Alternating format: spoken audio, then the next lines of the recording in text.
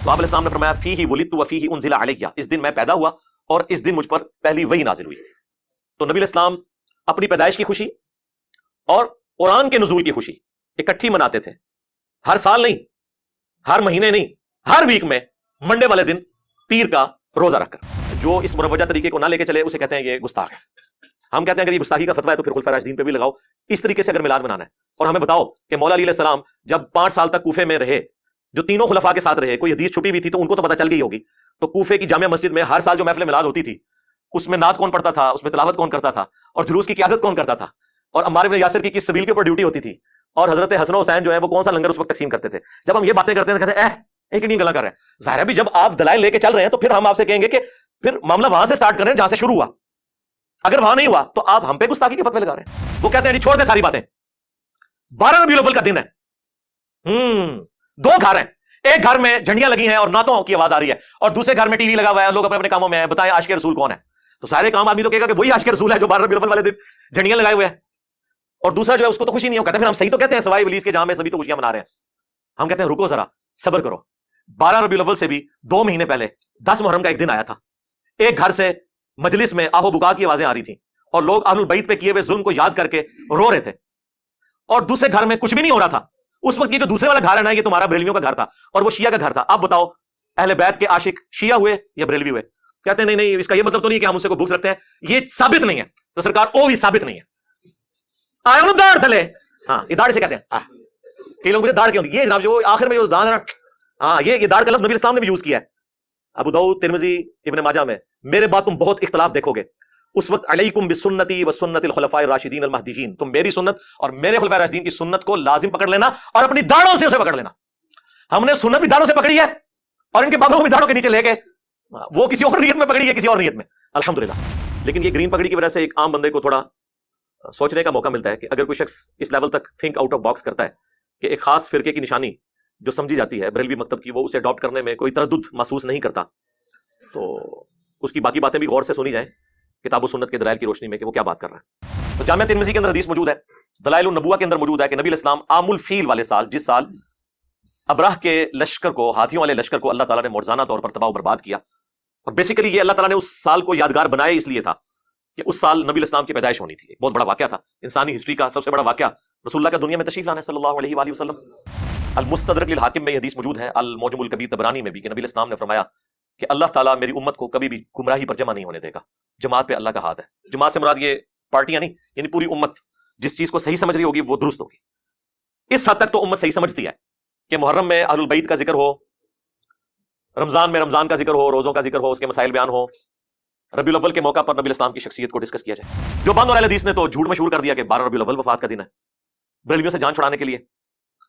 اس پہ بھی رہتے تو چلے کوئی بات ہضم ہو جاتی، لیکن وہ پھر اس میں اس سے بھی آگے گئے، انہوں نے کہا کہ یہ تو غم کا دن تھا اور بریلوی اس دن خوشی منا رہے ہیں۔ اچھا ادھر تو یہ بات کرتے ہیں، جب ہم 10 محرم کے اوپر اہل البیت کا ذکر کریں تو کہتے ہیں نہیں سوگ تو 3 دن ہوتا ہے، غم منانے کی ضرورت ہی نہیں ہے، تو کسی کی جگہ دیکھ لو وہ یار۔ تو ایک طرف آپ کہتے ہیں غم منانے کی ضرورت نہیں ہے، دوسری جگہ آپ کہتے ہیں یہ تو غم کا دن ہے، اور وہ عجیب سا ایک بڑا دردناک سا میسج بھی وہ فلوٹ کرواتے ہیں جی کہ اس دن مدینے کی گلیوں میں جو ہے وہ غم کی کیفیت تھی صحابہ کرام پہ، اور یہ دیکھو یہ جھنڈیاں لگا رہے ہیں۔ پہلی بات ہے کہ تمہارے کس بندے نے، کس روحانی ابے نے تمہیں یہ پڑھایا کہ نبی علیہ السلام 12 ربیع الاول کو فوت ہوئے ہیں؟ یہ دنیا کی کس کتاب میں لکھا ہوا ہے؟ اس کتاب کا ذرا ہمیں نام بتا دیں، کس حدیث کی کتاب میں، کس سیرت کی کتاب میں یہ بات لکھی ہوئی ہے؟ جھوٹ بولا، اور میں نے بخاری اور مسلم سے ثابت کیا ہے کہ نبی علیہ السلام 12 ربیع الاول کو فوت نہیں ہوئے۔ فالذین آمنوا بہ، پس جو بھی پھر اس نبی پر ایمان لے کر آئے، وعزروہ، اور ان کی عزت کرے، ونصروہ، اور ان کی مدد کرے، واتبعوا النور الذی انزل معہ، اور پیروی کرے اس نور کی جو ان کے ساتھ نازل ہوا، یعنی قرآن، اولئک هم المفلحون، تو ایسے ہی لوگ ہوں گے پھر فلاح پانے والے۔ یعنی اہل ایمان کی رسپانسبلٹی ہے سب سے پہلے کہ نبی الاسلام کی عزت کرنی ہے، اس کے بعد ان کی مدد کرنی ہے دین کے معاملے میں۔ ظاہر نبی الاسلام تو اللہ کے ریپرزینٹیٹو بن کے آئے نا اس پلانٹ ارتھ پہ، اور اس کے بعد جو ان کے ساتھ کتاب نازل ہوئی ہے اس کی پیروی کرنی ہے، تب آپ ہوں گے کامیاب۔ یہ ہے میلاد کا مقصد منانے کا، کہ نبی الاسلام کے مشن کو آپ نے آگے لے کر چلنا ہے۔ جو کام 8 سے 800 سال پہلے اور رسول اللہ کی وفات کے 600 سال بعد شروع ہو، اس کام کو اس طریقے سے نہ کرنے والا گستاخ رسول کیسے ہو سکتا ہے؟ اور اس پر آپ یہ کیسے شعر پڑھ سکتے ہیں کہ سوائے ابلیس کے جہاں میں سبھی تو خوشیاں منا رہے ہیں؟ ویسے تو کہتے ہیں ہم اسے مستحب سمجھتے ہیں، لیکن اس کے ساتھ ایمان جوڑ دیا ہوا ہے۔ جو چیز شروع 600 سال بعد ہوئی، اور یہ 7ویں صدی ہجری مسلمانوں پہ افتاد بن کے ٹوٹی، سنیوں نے تو مسلمانوں پہ یہ ظلم کیا کہ مروجہ طریقہ یہ شروع کیا. شیعہ نے یہ ظلم کیا کہ ایک فاطمی بادشاہ تھا شیعہ کا، سلطان قلاوون، اس نے ایک منت مانی تھی کہ میرا اگر یہ کام ہو گیا تو میں قبر رسول پہ جا کے گنبد رکھ دوں گا. 678 ہجری میں میلاد شروع ہوا، 604 ہجری میں سنیوں کے زیر قیادت، اور 678 ہجری میں، یعنی یہ 7ویں صدی ہجری بنتی ہے، 6 پوری ہو کے تو 7ویں میں اس نے لکڑی کا ایک گنبد بنوایا اور اسے لا کے قبر رسول کے اوپر رکھ دیا. اس وقت اس کا کلر سفید تھا، گرین کلر تو بہت بعد میں سلطنت عثمانیہ نے اس کو کیا، پہلے سفید گنبد تھا. اور جس نے اسے یہ مشورہ دیا وہ بعد میں معزول ہو گیا، اور لوگ یہ کہتے تھے کہ اس کو سزا ملی ہے اس عمل کی، لیکن بعد میں آج یہ حالت ہے کہ سعودی حکومت کی بھی جرت نہیں ہے گنبد خضرا کو ہٹا دے. جب مسلم شریف میں حدیث ہے، میں تمہیں منع کرتا ہوں قبروں پر عمارت بنانے سے، قبروں کو پکا کرنے سے، قبروں پر بیٹھنے سے، چاہے مجاور بن کے بیٹھنا ہو یا فزیکلی بیٹھنا ہو. اس کے ہوتے ہوئے کس کی جرت تھی کہ وہ قبر رسول کے اوپر کوئی اس طرح کی عمارت کھڑی کرتا؟ 80 ہجری کے اندر جب ہزاروں صحابہ زندہ تھے، عبد الملک بن مروان بنو امیہ کا جو بادشاہ تھا، اس نے یہ ڈوم آف دا راک بنوایا جس چٹان سے نبی علیہ السلام معراج پہ تشریف لے گئے. قبۃ الصخرہ اسے کہتے ہیں. کتنا بڑا ڈوم ہے، گنبد خضرا سے تو بہت بڑا ہے. وہ اس زمانے میں بنا ہوا ہے. اور اس سے بھی پیچھے آپ چلے جائیں، سیدنا عمر کے زمانے میں جب رومن امپائر آج کا اربوں ڈالر جزیہ دے رہی تھی مسلمانوں کو، تو حضرت عمر تو سونے کا گنبد بنا کے رکھ سکتے تھے. ٹیکنالوجی موجود تھی. آیا صوفیہ نبی علیہ السلام کی پیدائش سے بھی کئی سو سال پہلے کا ہے، جو یہ استنبول میں اس کا ذرا گنبد دیکھیں، گنبد خضرا جیسے درجنوں گنبد اس میں سے نکلتے ہیں. تو ٹیکنالوجی موجود تھی، لیکن صحابہ کرام کو پتا تھا کہ نبی علیہ السلام کی قبر مبارک پہ اس طریقے سے عمارت نہیں بنائی جا سکتی. اب وہ گنبد بنا بعد میں ہے، اور آج اس لیول پہ جو بندہ اس کے بارے میں بولے اسے گستاخ رسول کہتے ہیں. پھر وہ کہتے ہیں دیکھیں قرآن میں آیا وَأَمَّا بِنِعْمَةِ رَبِّكَ فَحَدِّثْ، اپنے رب کی نعمتوں کا خوب چرچا کرو. تو رسول اللہ سے بڑی کون سی نعمت ہے؟ اس لیے ہم پھر نہ چرچا کرنے کے لیے روڈوں پہ نکلتے ہیں، روڈیں بلاک کرتے ہیں تاکہ مریض جو ہے وہ ہاسپٹل نہ پہنچ سکے، بچے اسکول اور کالجز تک نہ پہنچ سکے. ظاہر یہی کچھ ہی ہو رہا ہوتا ہے نا. آپ ذرا پنڈے چلے جائیں، پورا ربیع الاول کا مہینہ انہوں نے جلوس نکالنے ہوتے ہیں، ہر روز کوئی نہ کوئی سڑک ایک بلاک کی ہوئی ہوتی ہے انہوں نے. بھائی چاہے 12 ربیع الاول کا جلوس ہو، چاہے 10 محرم کا جلوس ہو، چاہے وہ دیوبندیوں کا 1 محرم کا جلوس ہو، یہ سب کے سب کنٹرول انوائرمنٹ میں ہونے چاہیے. روڈز کو بلاک کرنا، رسول اللہ آج دنیا میں تشریف لے آئے بفرض محال، تو آپ علیہ السلام اس چیز کو پسند فرمائیں گے کہ آپ لوگوں کو تکلیف دے کے یہ سارے اعمال کر رہے ہو؟ یہ بالکل غلط لی لیتے ہیں. بالکل صحیح حدیث ہے. نبی علیہ السلام نے فرمایا میں اللہ کے ہاں اس وقت بھی خاتم النبیین لکھا ہوا تھا جب آدم علیہ السلام ابھی مٹی اور پانی کے درمیان تھے. میں دعائے ابراہیم ہوں، میں عیسیٰ کی بشارت ہوں، میں اپنی والدہ کا وہ خواب ہوں جو انہوں نے پیدائش کے وقت دیکھا کہ ان کے لیے ایک روشنی ظاہر ہوئی جس کی وجہ سے شام کے محلات بھی ان پر روشن ہو گئے. وہ کہتے ہیں اس سے لائٹنگ ثابت ہوتی ہے. نبی علیہ السلام کی والدہ محترمہ کو اللہ تعالیٰ نے یہ بشارت دی تھی کہ آپ سے وہ بچہ پیدا ہوگا کہ جس کا دین، جس کی حکومت بالآخر اس وقت کی سب سے بڑی سپر پاور رومن امپائر کو بھی سپر سیڈ کر جائے گی. یہ ایک بشارت تھی. اس سے نبی علیہ السلام کے گھر والوں نے، اہل البیت نے یا خلفائے راشدین نے کبھی رزلٹ نہیں نکالا کہ وہ 12 ربیع الاول کے اوپر لائٹنگ کروانا شروع کرتے. حالانکہ اس وقت بھی دیے مسجدوں میں جلتے تھے، لیکن کوئی ایسا رزلٹ نہیں نکالا گیا. ایک اور بڑا حربہ جس سے وہ دیوبند اور اہل حدیث کو قابو کرتے ہیں، وہ کہتے ہیں تمہارے ابے نے لکھا ہے، ابن تیمیہ نے اقتداء الصراط المستقیم میں، کہ میلاد بنانا اگرچہ بدعت ہے لیکن اس کے پیچھے چونکہ نیت اچھی ہے لہذا ثواب ملے گا. میں جب نیا اہل حدیث کی طرف گیا نا تو بس یہ چند ایک باتیں تھی جن کی وجہ سے مجھے سمجھ آ گئی کہ آپ فرقہ اڈاپٹ کریں گے تو آپ کی چمڑی اترے گی. تو مجھے آج بھی یاد ہے، میں وہ اہل حدیث کی مسجد میں بیٹھا ہوا، یہ 2008 کی بات کر رہا ہوں، آج سے 14 سال پہلے. اس وقت ہمارا یہ عربی والا فتنہ بس جیلم شہر تک ہی تھا. میرے پاس کچھ بریلوی آ گئے اور انہوں نے کہا کہ یہ دیکھیں آپ کے ابن تیمیہ لکھے. میں نے کہا میرا کون سا ابن تیمیہ بھائی، ہمارا تو امام وہ ہے جس کی قبر مدینے میں ہے صلی اللہ علیہ وسلم. اچھا وہ ایکسپیکٹ کر رہے تھے کہ یہ باطل تعویلات کرے گا اور اس طرح کرے گا. میں نے کہا یار غلط لکھا اس نے. بدعت اگر کسی چیز کو آپ کہہ دیں اس کے بعد آپ اس کی حسن نیت پہ ثواب کی بشارت نہیں کہہ سکتے، کیونکہ نبی علیہ السلام نے فرمایا کل بدعۃ ضلالہ وکل ضلالۃ فی النار. الحمدللہ رب العالمین والصلاة والسلام علی سید الانبیاء والمرسلین وعلی آلہ واصحابہ وازواجہ وامتہ اجمعین الی یوم الدین. الحمدللہ آج 2 اکتوبر 2022 کو سنڈے کے دن بمطابق 5 ربیع الاول 1444 ہجری میں ہمارا یہ پبلک سیشن نمبر 62 انشاءاللہ منعقد ہونے جا رہا ہے. آپ کے سوالات ریئل ٹائم یہ پرچیوں کی شکل میں میرے پاس آ چکے ہیں، لیکن انہیں ہم بعد میں ڈسکس کریں گے چونکہ ربیع الاول کا مہینہ شروع ہو چکا ہے. لہٰذا میں نے سوچا کہ ایک چھوٹی سی محفل میلاد یہاں پہ بھی ہو جائے، اس حوالے سے کہ جو چیزیں اس کے ساتھ جڑی ہوئی ہیں اور مسلمانوں کے بنیادی عقائد ہیں جن کی وجہ سے مسلمانوں میں اس لیول کی فرقہ واریت ہے کہ لوگ ایک دوسرے کے اوپر فتوے لگاتے ہیں، تو اس کانٹیکسٹ میں جتنی موٹی موٹی چیزیں ہیں 20-25 کے قریب میں انہیں مختصر ڈسکس کر لوں تاکہ ایز اے نالج آپ کے پاس وہ چیزیں جمع ہو جائیں. سب سے پہلے تو بعض لوگوں کے لیے بڑا شاکنگ ہوگا کہ میں نے گرین پگڑی کیوں پہنی ہے. گرین پگڑی سے تو ہمیں کبھی بھی کوئی اختلاف نہیں رہا قرآن و سنت کی دلائل کی روشنی کے اندر. البتہ یہ بات ضرور ہے کہ نبی الاسلام سے صرف گرین کلر کے کپڑے پہننا ثابت ہے. ابو داؤد کے اندر، ترمذی کے اندر حدیث موجود ہے کہ نبی صلی اللہ علیہ وآلہ وسلم نے 2 سبز چادریں لباس کے طور پر استعمال کی، ایک تہبند کے طور پر اور دوسری اوپر چادر کے طور پر، کرتے کا ایکویلنٹ. یعنی جو احرام کا لباس ہے یہ نبی الاسلام کا عمومی لباس بھی ہوا کرتا تھا. تو یہ تو اصل ہے اس حوالے سے. باقی قرآن میں تو آپ کو پتا ہے کہ جنتیوں کا جو لباس ہے وہ گرین کلر کا ہوگا، سبز رنگ کا. اللہ تعالیٰ کو بھی سبز رنگ پسند ہے، جس کا ثبوت جو ہے وہ یہ ساری زمین میں پھیلی ہوئی گرینری ہے درختوں کی شکل میں. تو چونکہ کچھ عرصہ تک یہ ایک جماعت کا لیبل رہا، برانڈ کے طور پر رہا، اس لیے ہم نے کوشش کی کہ اسے اوائڈ کیا جائے. اب چونکہ وہ اس سے دستبردار ہو چکے ہیں اس لیول تک کہ وہ اب دوبارہ گرین پگڑی نہ پہنتے ہیں نہ اس کا نام لیتے ہیں. اس کے پیچھے بھی ایک پولیٹیکل ریزن ہے کہ ایسا انہوں نے کیوں کیا، وہ میں آج ڈسکس نہیں کروں گا، آلریڈی میں نے اس کے اوپر کافی دفعہ گفتگو کی ہے. بہرحال گرین کلر کی پگڑی نبی الاسلام سے اگرچہ ثابت نہیں کسی صحیح سند کے ساتھ، لیکن چونکہ ایز اے لباس ثابت ہے تو لباس جس رنگ کی ممانعت نہ آئی ہوئی ہو اس کلر کا لباس پہننا یا پگڑی پہن لینا یا رومال پہن لینا. اب لال رومال بھی تو کسی حدیث میں نہیں آیا ہوا تو ہم نے کبھی اس پہ بھی اعتراض نہیں کیا. ہاں وہ ہم ان کی نشانی کے طور پہ انہیں ضرور ڈسکس کرتے ہیں، یہ نہیں کہتے کہ لال رومال پہننا جو ہے وہ غلط ہے، ایسا نہیں ہے. نبی الاسلام کا جو عمومی عمل ہے وہ 2 کلر کی پگڑی ہے، اس میں بھی زیادہ تر بلیک ہی ملتی ہے. صحیح مسلم کے اندر کہ نبی الاسلام جو ہے وہ جمعے کے موقع کے اوپر کالی پگڑی استعمال کیا کرتے تھے. کالی ذرا کمفرٹیبل بھی رہتی ہے، جلدی میلی نہیں ہوتی، اس لیے آپ دیکھتے ہیں کہ جھنڈے بھی عموماً کالے رنگ کے بنائے جاتے تھے. سفید پگڑی بھی ثابت ہے المستدرک للحاکم کے اندر. عبد الرحمن بن عوف رضی اللہ تعالیٰ عنہ کو نبی الاسلام نے اپنے مبارک ہاتھوں سے سفید کلر کی پگڑی باندھی، کالی اتار لی ان کی، اس کی جگہ سفید باندھی، اور 1 چپے کے برابر شملہ جو ہے نا وہ چھوڑا. یہ جس طرح میں نے چھوڑا ہوا ہے اتنا بھی کافی ہے، یہ بھی ساتھ چھوڑنا، 2 شملے چھوڑنا، یہ ہر طرح سے ثابت ہے.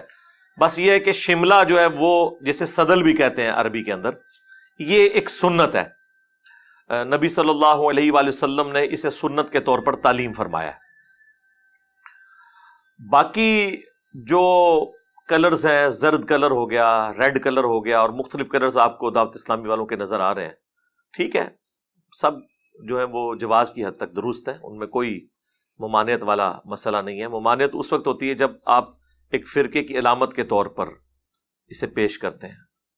اب تو کوئی ایسی فرقے کی علامت کے طور پر نہیں ہے، اور وہ بھی ہم اسے کنڈیم کرتے ہیں. یہ نہیں کہتے کہ اگر کالی پگڑی یا سفید پگڑی کسی نے نشانی کے طور پر بنا لی ہے تو ہم وہ پہننا چھوڑ دیں گے. جو سنتیں ہیں وہ تو ہم نے ہر حال میں اڈاپٹ کرنی ہے. لیکن یہ گرین پگڑی کی وجہ سے ایک عام بندے کو تھوڑا سوچنے کا موقع ملتا ہے کہ اگر کوئی شخص اس لیول تک تھنک آؤٹ آف باکس کرتا ہے کہ ایک خاص فرقے کی نشانی جو سمجھی جاتی ہے بریلوی مکتب کی، وہ اسے اڈاپٹ کرنے میں کوئی تردد محسوس نہیں کرتا، تو اس کی باقی باتیں بھی غور سے سنی جائیں کتاب و سنت کے دلائل کی روشنی میں کہ وہ کیا بات کر رہا ہے. تو آج کی گفتگو کی طرف آتے ہیں. میں نے کچھ پوائنٹس بس اشارتاً نوٹ کر لیے تھے تاکہ کوئی چیز رہ نہ جائے. سب سے ضروری چیز کہ نبی صلی اللہ علیہ وآلہ وسلم کی پیدائش کا جو مہینہ، سال اور دن کون سا ہے. دیکھیں عیسوی اعتبار سے جو اس وقت چل رہا ہے، جسے اے ڈی بھی ہم کہتے ہیں، اینو ڈومینی، ایئر آف دا لارڈ، یعنی حضرت عیسیٰ علیہ السلام کی پیدائش کا سال. عوام میں تو مشہور ہے کہ یہ after death of Jesus Christ ہے. یہ بالکل غلط ہے، ایسا نہیں ہے. اس کا مطلب ہے لیٹن زبان کا یہ ورڈ ہے ایئر آف دا لارڈ، آقا کی پیدائش کا سال۔ اب چونکہ زیادہ تر ایتھیزم کا زور ہے، بلکہ ایتھیزم بھی نہیں کہنا چاہیے، سیکولرزم، جس میں مذہب کی کوئی اتنی امپورٹنس نہیں ہے، تو اس کے ایکویلنٹ انہوں نے ایک ورڈ اب ڈیوائز کیا ہے، سی ای، کامن ایرا، اور B E C, before common era, یہ کامن ایرا بھی ہم بول دیتے ہیں اردو میں۔ ویسے جو شروع سے چل رہا تھا وہ اے ڈی اور بی سی تھا، بیفور کرائسٹ اور اے ڈی اینو ڈومینی، یعنی جس سال حضرت عیسیٰ پیدا ہوئے۔ تو ہمیں یہ فخریہ طور پر اے ڈی لفظ کو یوز کرنا چاہیے، اس کا تعلق ایک پیغمبر کے ساتھ ہے۔ اس اعتبار سے نبی الاسلام کی جو پیدائش کا سال ہے وہ 571 ہے، جو آج 2 اکتوبر 2022 ہے۔ تو یہ جو ہمارا سن عیسوی چل رہا ہے، اس میں نبی الاسلام کی پیدائش کا سال 571 اے ڈی ہے، بمطابق 22 اپریل، جو کیلکولیشن سے پتا چلتا ہے۔ اور آپ کی ڈیتھ کا جو ایئر ہے وہ 632 ہے، 8 جون 632 عیسوی۔ عرب کے اندر اس وقت سال نہیں چلتے تھے، بلکہ بڑے بڑے ایونٹس کے ذریعے سالوں کو یاد رکھا جاتا تھا۔ نبی الاسلام کی پیدائش جس سال ہوئی اس سال بہت بڑا ایونٹ ہوا، عام الفیل والا واقعہ، جو قرآن میں بھی اللہ تعالیٰ نے رپورٹ کیا۔ ابراہ کا لشکر اللہ تعالیٰ نے برباد کر دیا تھا، جو خانہ کعبہ کے اوپر چڑھائی کے لیے آیا تھا۔ نبی الاسلام اس سال پیدا ہوئے۔ تو عرب کے لوگ کسی کی پیدائش کو یاد رکھنے کے لیے کوئی بڑا ایونٹ یاد رکھتے تھے، اور پھر وہ کہتے تھے کہ فلاں شخص اس سال پیدا ہوا، یا اس سے اتنے سال پہلے پیدا ہوا، یا اس سے اتنے سال بعد پیدا ہوا۔ جس طرح ہمارے پاکستان میں بھی میں سمجھتا ہوں 2005 کا جو زلزلہ ہے وہ ایک بہت بڑا بینچ مارک ہے، اس ایونٹ کے اعتبار سے لوگ بات کرتے ہیں۔ ہمارے جہلم شہر میں 1992 میں بہت بڑا سیلاب آیا تھا۔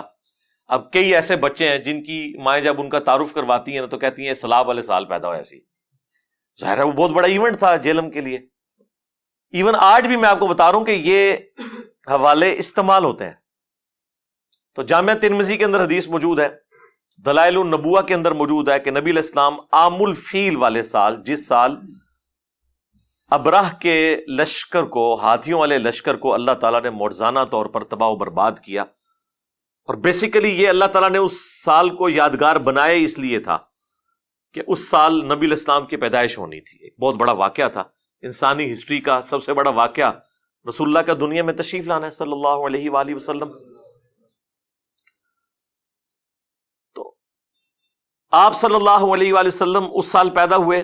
اب آپ کی پیدائش کا جو دن ہے اس کے اوپر تو کنسنسس ہے کہ وہ منڈے کا دن ہے۔ وہ صحیح مسلم کے اندر حدیث موجود ہے، نبی علیہ السلام منڈے کا روزہ رکھتے تھے۔ پوچھا گیا آپ روزہ کیوں رکھتے ہیں؟ صحیح مسلم میں 2750 نمبر حدیث ہے، کانٹینیوس نمبرنگ میں۔ تو آپ علیہ السلام نے فرمایا فیہ ولدت وفیہ انزل علیہ، اس دن میں پیدا ہوا اور اس دن مجھ پر پہلی وحی نازل ہوئی۔ تو نبی علیہ السلام اپنی پیدائش کی خوشی اور قرآن کے نزول کی خوشی اکٹھی مناتے تھے، ہر سال نہیں، ہر مہینے نہیں، ہر ویک میں منڈے والے دن پیر کا روزہ رکھ کر۔ اچھا، اب تاریخ کیا تھی اس کے حوالے سے ہمارے پاس جو سب سے یعنی قریبی کوئی اگر مواد ملتا ہے تو وہ دلائل النبوہ امام بیہقی کی کتاب میں محمد بن اسحاق تابعی کا قول ہے، جو انس ابن مالک کے شاگرد ہیں، 150 ہجری میں فوت ہوئے۔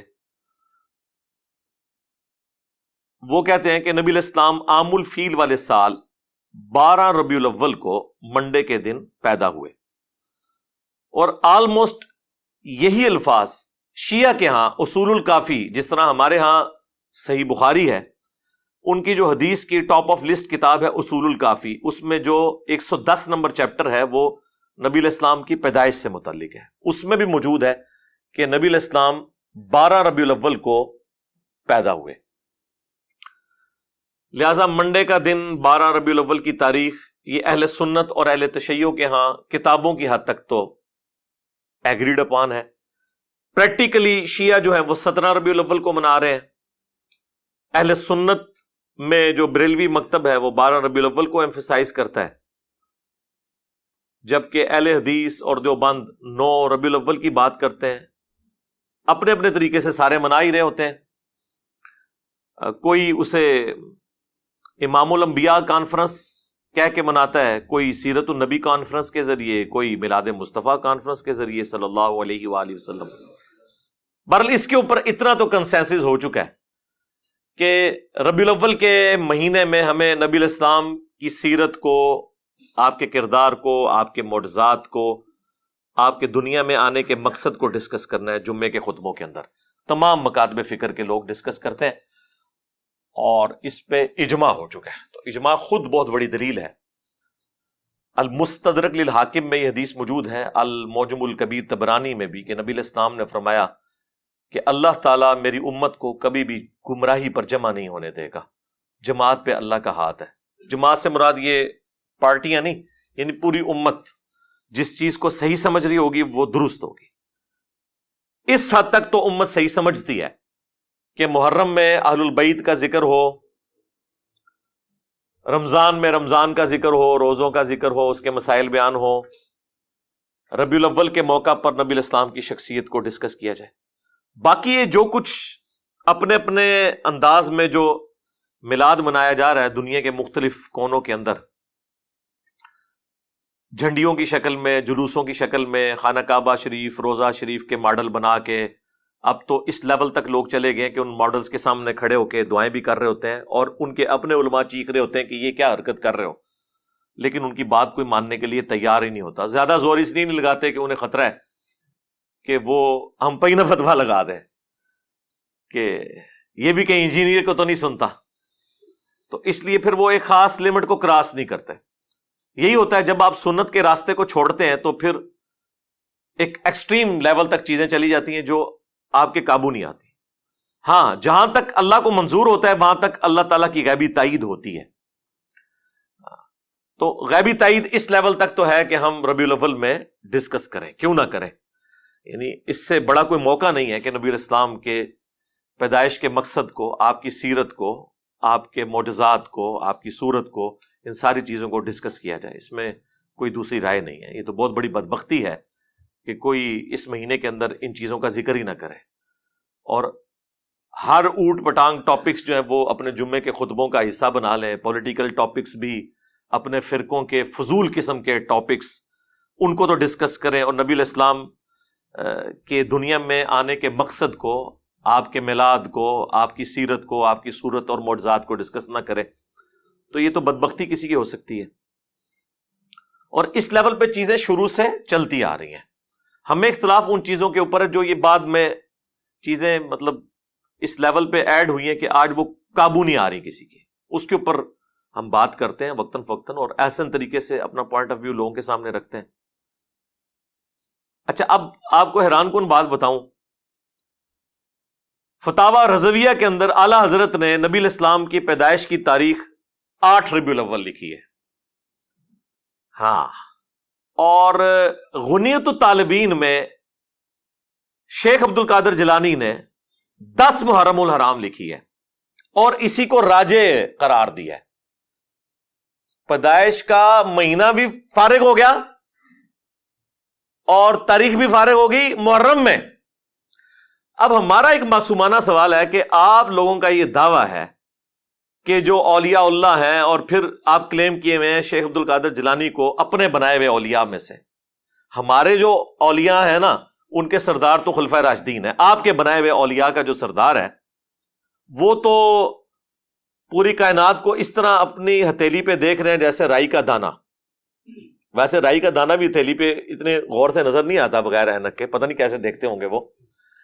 तो ये तो आज हमें साइंस बता रही है ना खुर्दबीन के जरिए कि क्या कुछ है इस छोटे से दाने में और बीज में। तो अब्दुल कादिर जिलानी को अपने नबी की पैदाइश का ना महीना पता लगा ना तारीख पता चली। جو کہ حدیث کی کتابوں میں موجود تھی. دلائل النبوہ امام بیہقی کی لکھی ہوئی حدیث کی کتاب ہے. پھر سیرت میں جو سب سے اتھینٹک کتاب ہے محمد بن اسحاق کی، جس سے انہوں نے یہ روایت لی ہے، وہ دنیا میں موجود ہے. اسی کی تلخیص امام ابن ہشام نے کی. ابن اسحاق 150 ہجری میں فوت ہوئے، یہ 232 ہجری کے اندر. ابن ہشام، سیرت ابن ہشام بڑی مشہور ہے، وہ اسی کی تلخیص کی گئی. اب یہ اردو زبان میں بھی آ چکی ہوئی ہے. ان کے اندر یہ چیزیں موجود تھی، لیکن ان لوگوں کا علم غیب تو یہاں سے فارغ کرے نا، کہ ان کو تو پتہ ہی نہیں چلا.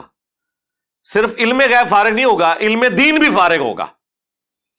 کہ ہمارے بچوں کو تو پتا ہے کہ دلائل النبوہ، اب دلائل النبوہ حدیث کی جو کتاب ہے وہ شیخ عبد القادر جیلانی کی پیدائش سے پہلے دنیا میں موجود تھی، اور سیرت ابن شام تو بہت ہی پرانی تھی، اور سیرت ابن اسحاق تو اس سے بھی پہلے تھی. تو یہ تو کہتے ہیں وہ بہت بڑے عالم دین تھے، تو انہوں نے یہ حدیث کی کتابیں نہیں پڑھی ہوئی تھی. اب ان کے پاس آخری اربا پتہ کیا ہوتا ہے؟ وہ ہو سکتا ہے جی یہ انہوں نے کتاب ہی نہ ہوئے.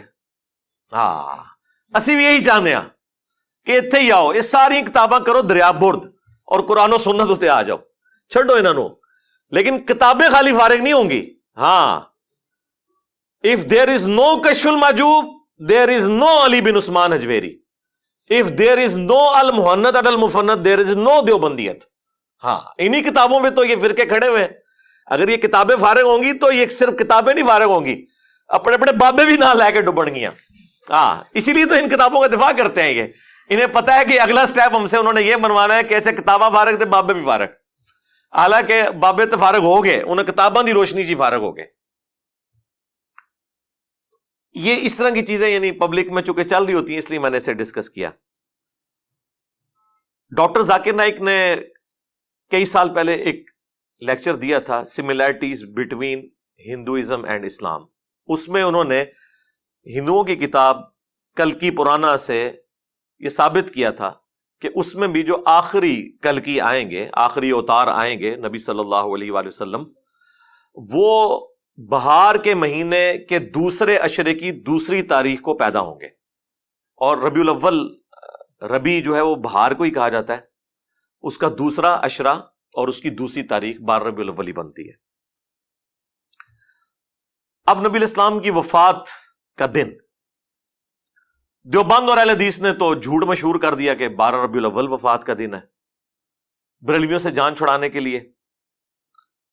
اس پہ بھی رہتے تو چلے کوئی بات ہضم ہو جاتی، لیکن وہ پھر اس سے بھی آگے گئے. انہوں نے کہا کہ یہ تو غم کا دن تھا اور بریلوی اس دن خوشی منا رہے ہیں. اچھا ادھر تو یہ بات کرتے ہیں، جب ہم 10 محرم کے اوپر اہل البیت کا ذکر کریں تو کہتے ہیں نہیں سوگ تو 3 دن ہوتا ہے، غم منانے کی ضرورت ہی نہیں ہے. کسی کی جگہ کھلو وہ یار. تو ایک طرف آپ کہتے ہیں غم منانے کی ضرورت نہیں ہے، دوسری جگہ آپ کہتے ہیں یہ تو غم کا دن ہے. اور وہ عجیب سا ایک بڑا دردناک سا میسج بھی وہ فلوٹ کرواتے ہیں جی کہ اس دن مدینے کی گلیوں میں جو ہے وہ غم کی کیفیت تھی صحابہ کرام پہ، اور یہ دیکھو یہ جھنڈیاں لگا رہے ہیں. پہلی بات ہے کہ تمہارے کس بندے نے، کس روحانی ابے نے تمہیں یہ پڑھایا کہ نبی الاسلام 12 ربیع الاول کو فوت ہوئے ہیں؟ یہ دنیا کی کس کتاب میں لکھا ہوا ہے؟ اس کتاب کا ذرا ہمیں نام بتا دیں. کس حدیث کی کتاب میں، کس سیرت کی کتاب میں یہ بات لکھی ہوئی ہے؟ جھوٹ بولا. اور میں نے بخاری اور مسلم سے ثابت کیا ہے کہ نبی الاسلام 12 ربیع الاول کو فوت نہیں ہوئے. بڑا سمپل سا فارمولہ ہے. میں نے اپنے زمانے بریلویت میں ایک ریسرچ پیپر لکھا تھا، وہ آج بھی ہماری ویب سائٹ پہ ریسرچ پیپر نمبر 12 کے نام سے اپلوڈڈ ہے. وہ اس لیے اپلوڈڈ ہے کہ وہ اس وقت بھی درست لکھا ہوا تھا، اس کا یہ والا حصہ آج تک ویلڈ ہے. نہ اس وقت کوئی وہابی جواب دے سکا اہل حدیث یا دیوبندی، نہ آج کوئی دے سکا. سمپل فارمولہ ہے. بخاری اور مسلم دونوں میں حدیث ہے کہ نبی صلی اللہ علیہ وآلہ وسلم کی ڈیتھ منڈے والے دن ہوئی. وہ جو پورا واقعہ ہے، حضرت ابوبکر صدیق نماز پڑھا رہے تھے تو نبی الاسلام نے حجرے کا پردہ ہٹایا، اور صحابہ کرام کہتے ہیں ہم شوق دیدار میں قریب تھا کہ نماز توڑ کر آپ کی طرف متوجہ ہوتے. کئی دن سے آپ کی زیارت نہیں ہوئی تھی، تو نبی علیہ السلام نے یوں اشارہ کیا اور کہا کہ اپنی نماز مکمل کرو، اور آپ واپس چلے گئے. اور اس حدیث کے اینڈ پہ الفاظ ہیں کہ وہ منڈے کا دن تھا اور اسی دن پھر آپ چاشت کے وقت دنیا سے تشریف لے گئے. اس حدیث سے ثابت ہوا کہ نبی علیہ السلام منڈے والے دن فوت ہوئے. ربیع الاول کے اوپر بھی اجماع ہے کہ ربیع الاول میں آپ کی ڈیتھ ہوئی ہے. یہاں ہمیں یہ پتہ چل گیا کہ ربیع الاول میں نبی علیہ السلام کسی ایسے دن فوت ہوئے ہیں، اس تاریخ کا تو ہمیں نہیں پتا، لیکن وہ دن منڈے کا تھا. یہ ایک کانسٹینٹ آپ کو مل گیا. اب میں میتھمیٹیکلی اس کو ثابت کروں گا.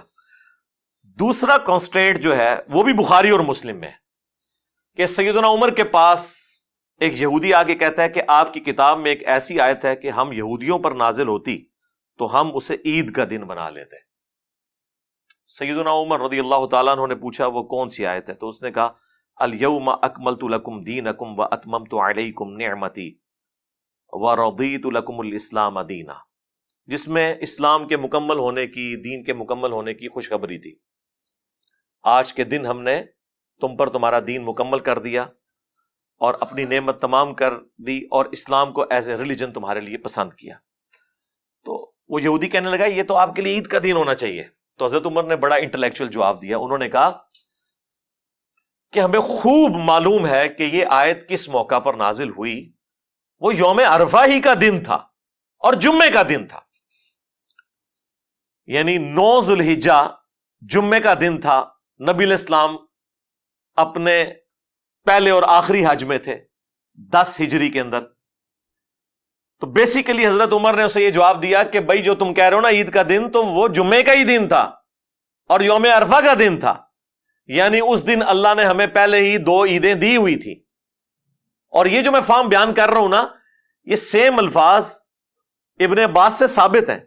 جامعہ ترمذی میں حدیث موجود ہے. ابن عباس کو جب ایک یہودی آ کے یہی بات کرتا ہے تو وہ جواباً کہتے ہیں کہ اس دن تو اللہ نے ہمیں 2 عیدیں دی ہوئی تھی. 2 عیدوں کا لفظ ہے، ایک جمعے کا دن اور ایک یوم عرفہ. اچھا، اس سے پتا چلا یہ جو عید کے لفظ پہ بھی آپ جھگڑتے ہیں نا کہ جی عیدیں 2 ہی ہوتی ہیں. سرکار 52 عیدیں تو یہ ہو گئی، 52 جمعے تو سال میں آتے ہیں، اور یوم عرفہ 53. تو لغت میں اگر کوئی عید کے لیے یعنی عید میلاد النبی کہہ لیتا ہے تو یہ کوئی جھگڑے والی بات نہیں ہے. اصطلاحاً وہ بھی وہی والی عید ہی مانتے ہیں. 2 نماز وہ عید الفطر اور عید الاضحیٰ کے دن ہی پڑھتے ہیں. اس دن کوئی نماز نہیں ہو رہی ہوتی، بلکہ کئی لوگوں نے تو روزہ رکھا ہوا ہوتا ہے یار. تو پھر وہ اعتراض کر رہے ہوتے ہیں اچھا یہ عید کا دن ہے تو آپ لوگوں نے روزہ کیوں رکھا ہوا ہے؟ وہ کہتے ہیں جی آپ کو بتاتے ہیں، بخاری مسلم میں حدیث ہے کہ 10 محرم جو ہے وہ عید کا دن تھا یہودیوں کے لیے. حضرت موسیٰ علیہ السلام کو نجات ملی تھی تو وہ روزہ رکھتے تھے، تو نبی علیہ السلام نے کہا کہ تم بھی رکھا کرو. تو عید والے دن بھی روزہ رکھا جا سکتا ہے بشرطے کہ وہ عید وہ والی عید ہو. ہوں تھی منہ اڑ کے بہ جاؤ. اس لیے چھوڑ دو یار، آپ لوگوں کو اندازہ نہیں ہے کہ اتنے آسان معاملات نہیں ہے کہ ان کو اس طریقے سے ٹیکل. ہاں، آپ اگر اپنے فرقے میں پوری زندگی رہے ہیں اور آپ کو دوسرے کے دلائل کا نہیں پتا، تو جس طرح سنیوں کو پتہ ہی نہیں تھا کہ اہل البیت پہ کیا افطار ٹوٹی ہے، وہ تو سمجھ رہے تھے یہ شیعہ پاگل ہیں جو یہ ماتم کر رہے ہیں. ٹھیک ہے، اب ان کا یہ حال ہے کہ وہ کہتے کہ یار یہ سانو ہی پیٹ رہے جے، ساڈے وڈیاں نو ہی پیٹتے پے جے تے صحیح پیٹتے پے جے. جب تک آپ کو نہیں پتا تو ظاہر آپ کو تو پتہ ہی نہیں کہ پرابلم کیا کھڑا ہوا ہے. تو اس لیے یہاں پہ بھی ان ایشوز کو اتنا آسان نہیں ہے. بال واپس آ جائیں تو اس حدیث بخاری اور مسلم کی جو میں نے بیان کی، اس سے پتا چلا کہ نبی علیہ السلام نے جس سال حج کیا ہے اس دن یوم عرفہ جمعے کے دن آیا تھا 9 ذو الحجہ. تو دیکھیں 9 ذو الحجہ جمعے کے دن، اس کے بعد ذو الحجہ کے بعد کون سا مہینہ آتا ہے؟ محرم، پھر سفر، اور پھر ربیع الاول. تو بیسیکلی تو 3 ہی مہینے انوالو ہوئے. یہ چوتھے کو بھی چلے بیچ میں شامل کر لیں. یہ جو 3 مہینے ہیں نا جن کے چاند دیکھے گئے ہیں وہ کون کون سے ہیں؟ محرم، سفر اور ربیع الاول. یہ تینوں مہینے 30 کے رکھ لیں، تینوں 29 کے رکھ لیں. حالانکہ 3 کٹھے 29 اور 30 کے نہیں ہوتے. 2 29 1 30 1 29 2 30 کوئی بھی کمبینیشن بنا لیں اور آپ گننا شروع کریں کہ 9 ذوالحجہ کو جمعہ تھا، 10 ذوالحجہ کو ہفتہ ہوا، یوں کرتے کرتے آپ ربیع الاول تک جب پہنچیں گے نا، اور چاروں جو پاسبل آپ کی بنتی ہیں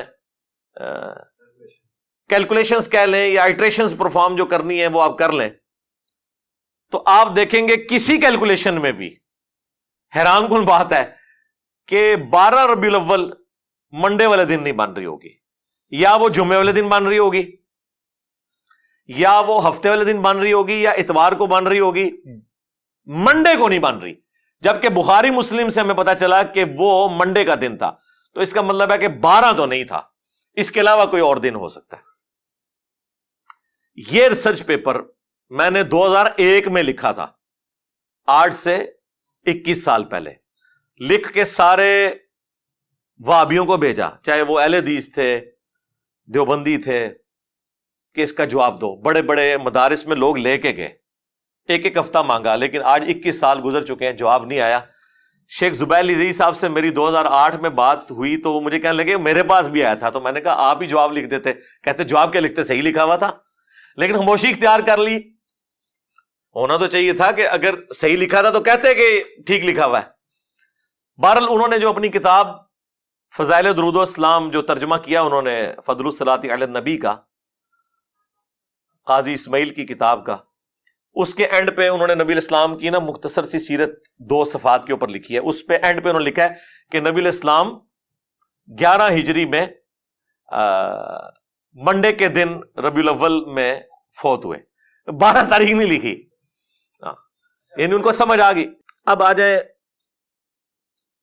جو لوگ مروجہ طریقے سے اس ایشو کو لے کے چل رہے ہیں، وہ یہ کہتے ہیں کہ جی اس کی اصل قرآن کے اندر موجود ہے۔ اللہ تعالیٰ نے سورہ یونس میں فرمایا قُلْ بِفَضْلِ اللَّهِ وَبِرَحْمَتِهِ فَبِذَلِكَ فَلْيَفْرَحُوا، کہ اے نبی تم فرماؤ کہ اللہ کے فضل اور رحمت کے ملنے کے اوپر خوشیاں مناؤ، اور یہ اس سے بہتر ہے جو تم نے دنیا کا متاع جوڑ رکھا ہے۔ وہ کہتے ہیں کہ جی قرآن کا واضح فتویٰ ہے کہ اللہ کا فضل اور رحمت ملے تو خوشیاں مناؤ۔ وہ کہتے ہیں اس سے بڑی کیا رحمت ہوگی کہ وما ارسلناک الا رحمت للعالمین، اور پھر ایسی رحمت اور ایسی نعمت کہ سورہ آل عمران میں اللہ تعالیٰ فرما رہا ہے لقد من اللہ علی المؤمنین اذ بعث فیہم رسولا، بے شک اللہ تعالیٰ کا احسان ہوا ہے مومنین کے اوپر کہ ان میں سے ہی ایک رسول ان میں مبعوث ہوئے، یتلو علیہم آیاتہ ویزکیہم ویعلمہم الکتاب والحکمہ وان کانوا من قبل لفی ضلال مبین، جو ان پر اللہ کی آیات تلاوت کرتے ہیں، ان کا تزکیہ کرتے ہیں، انہیں کتاب و حکمت سکھاتے ہیں، اس سے پہلے یہ کھلی گمراہی میں تھے۔ تو کہتے ہیں کہ یہ اللہ نے وہ احسان کیا ہے جسے قرآن میں احسان کے طور پر بیان کیا ہے، لہٰذا احسان بھی ہے، رحمت بھی ہے، اور قرآن کہہ رہا ہے کہ اللہ کے فضل اور رحمت کے اوپر خوشیاں مناؤ۔ تو اس لیے ہم میلاد اس طریقے سے مناتے ہیں کہ رسول اللہ سے بڑا کوئی احسان نہیں۔ ہم کہتے ہیں رکو ذرا، صبر کرو، بالکل ٹھیک کہہ رہے ہو، لیکن اس طریقے پر مناؤ جو نبی علیہ السلام نے تعلیم فرمایا ہے۔ صحیح مسلم میں فیہ ولدت وفیہ انزل علیہ، پوچھا گیا پیر کے روزے کے بارے میں، فرمایا اس دن میں پیدا ہوا اور اس دن مجھ پر پہلی وحی نازل ہوئی۔ تو نبی علیہ السلام نے جشن قرآن اور جشن میلاد منڈے کا روزہ رکھ کر منایا ہے۔ اور مزے کی بات بتاؤں، یہ سورہ یونس کی جو آیات ہے نا، یہ اسپیسیفکلی نزول قرآن کے بارے میں ہے۔ یا ایھا الناس قد جاءتکم موعظۃ من ربکم، یہاں سے یہ سٹارٹ ہوتا ہے، اے لوگو بے شک تمہارے پاس اللہ کی طرف سے واضح و نصیحت والی کتاب نازل ہو گئی جو دلوں کو لگے ہوئے روگ کا علاج ہے اور رحمت ہے مومنین کے لیے۔ پھر ساتھ اللہ نے فرمایا قل بفضل اللہ وبرحمتہ، اللہ کے فضل اور رحمت کے اوپر خوشیاں مناؤ۔ یہ اسپیسیفکلی قرآن کے بارے میں تھا۔ اب آپ اس کو جوڑ لیں صحیح مسلم کی حدیث کے ساتھ کہ نبی علیہ السلام نے قرآن اور اپنی پیدائش کی خوشی کو جمع کیا اور فرمایا فیہ ولدت وفیہ انزل علیہ، اس دن میں پیدا ہوا اور اس دن مجھ پر پہلی وحی نازل ہوئی۔ جشن قرآن اور جشن میلاد یہ اکٹھے نبی علیہ السلام نے منائے۔ مجھے بتائیں جو اسپیسیفکلی نبی علیہ السلام نے جس خوشی کا اظہار اپنی پیدائش کے ساتھ کیا وہ قرآن کی خوشی تھی، اور ہمارے علماء ہماری پبلک کو یہ بتاتے ہیں قرآن حدیث ڈائریکٹ نہیں پڑھنا، گمراہ ہو جاؤ گے۔ یہ کون سا جشن قرآن ہے کہ آپ قرآن کی آیات اپنی ہر نماز کی ہر رکعت میں پڑھیں، ایاک نعبد و ایاک نستعین، اور پھر نماز کے بعد آپ بابوں کو پکارنا شروع کر دیں، مرے ہوئے لوگوں کو اللہ کے مقابلے پر ٹھہرا لیں، خواہ بندے کہہ کر ٹھہرائیں خواہ کسی بھی طریقے سے، وہ ہمارے نفع نقصان کے مالک ہی نہیں ہے۔ تو جشن قرآن پریکٹیکلی یہ ہے کہ آپ اس توحید کے اوپر چلیں، اور جشن رسول یہ ہے کہ آپ نبی علیہ السلام کی عظمت اپنے دل میں بٹھائیں، اور اس کے بعد نبی علیہ السلام کی جو دعوت ہے اس کو آگے لے کر چلیں۔ یہ ہے کام کرنے کا، اور یہ بات میں اپنی طرف سے نہیں کر رہا۔ ربیع الاول کے اس موقع پر میں تمام مسلمانوں سے ریکویسٹ کروں گا کہ سورۃ الاعراف کی جو آیت نمبر 157 ہے نا، اسے ایک دفعہ ضرور کور کریں، تاکہ آپ کو پتا چلے کہ بینگ امتی ہماری کیا رسپانسبلٹی ہے میلاد کے حوالے سے، کہ نبی علیہ السلام کی جو دنیا میں تشریف آوری ہے، آپ کی جو پیدائش ہے، اس میں سے ہم نے رزلٹ کیا نکالنا ہے، اور کون سے اہل ایمان ہیں جن کے ایمان کو اللہ تعالیٰ نے قبول کیا ہے۔ یہ 157 نمبر آیت ہے، اسپیسیفکلی نبی علیہ السلام کے حوالے سے کہ ان پر ایمان لانے والے لوگ کون سے ہیں۔ الذین یتبعون الرسول النبی الامی، یہ وہ لوگ ہیں جو پیروی کرتے ہیں، اتباع کرتے ہیں نبی امی کی۔ نبی امی ام القری یعنی مکے کے رہنے والے، اور امی ان معنوں میں کہ نبی علیہ السلام نے دنیا میں کسی سے تعلیم حاصل نہیں کی تھی، آپ لکھنا پڑھنا نہیں جانتے تھے، اور یہ آپ کا عیب نہیں تھا، آپ کی خوبی تھی، کیونکہ سورۃ العنکبوت میں اللہ تعالیٰ نے فرمایا کہ اگر یعنی اس قرآن کے نزول سے پہلے نہ اپنے دائیں ہاتھ سے آپ کچھ لکھ سکتے تھے، نہ کتاب میں کچھ پڑھ سکتے تھے، اگر ایسا ہوتا تو یہ بات کافروں کو شک میں مبتلا کر دیتی کہ یہ کتاب آپ نے خود لکھی ہے۔ ڈاکٹر اقبال کا شاعر ہونا خوبی ہے، ہمارے نبی کا شاعر ہونا خامی ہوگی۔ وما علمناہ الشعر وما ينبغی لہ، ہم نے ان کو شعر کہنا نہیں سکھایا، اور نہ یہ ان کی شان کے لائق ہے۔ تو نبی علیہ السلام کے شان شان ہی نہیں ہے کہ آپ اپنے دائیں ہاتھ سے کچھ لکھ سکتے یا کتاب میں کچھ پڑھ سکتے۔ یہ نبی علیہ السلام کا معجزہ تھا امی ہونا۔ تو اللہ تعالیٰ فرماتا ہے کہ اہل ایمان وہ ہیں جو پیروی کرتے ہیں اس نبی امی کی، الذی یجدونہ مکتوبا عندہم فی التوراۃ، جسے وہ لکھا ہوا پاتے ہیں اپنے پاس موجود کتاب توراہ میں، والانجیل اور انجیل میں، یأمرہم بالمعروف، جو کہ حکم دیتے ہیں انہیں نیک کاموں کا، وینہاہم عن المنکر، اور برائی سے روکتے ہیں، وَيُحِلُّ لَهُمُ الطَّيِّبَاتِ، اور ان پر حلال کرتے ہیں پاکیزہ چیزیں، اللہ تعالیٰ کے حکم سے شریعت پہنچاتے ہیں، وَيُحَرِّمُ عَلَيْهِمُ الْخَبَائِثِ، اور جو خبیث گندی چیزیں ہیں وہ حرام کرتے ہیں، وَيَضَعُ عَنْهُمْ إِصْرَهُمْ، اور جو ان پر بوجھ پڑے ہوئے تھے نا توہمات کے، وہ ان سے ہٹاتے ہیں، وَالْأَغْلَالَ الَّتِي كَانَتْ عَلَيْهِمْ، اور جو ان کی گردنوں میں توق پڑے ہوئے تھے نا، سپرسٹیشنس اور خام خواہ کی خود ساختہ شریعت جو مشرکین عرب میں چل رہی تھی، وہ یہ نبی ان کی گردنوں سے توق اتارتے ہیں، یہ غلامی کے توق سے ان کو آزاد کرتے ہیں۔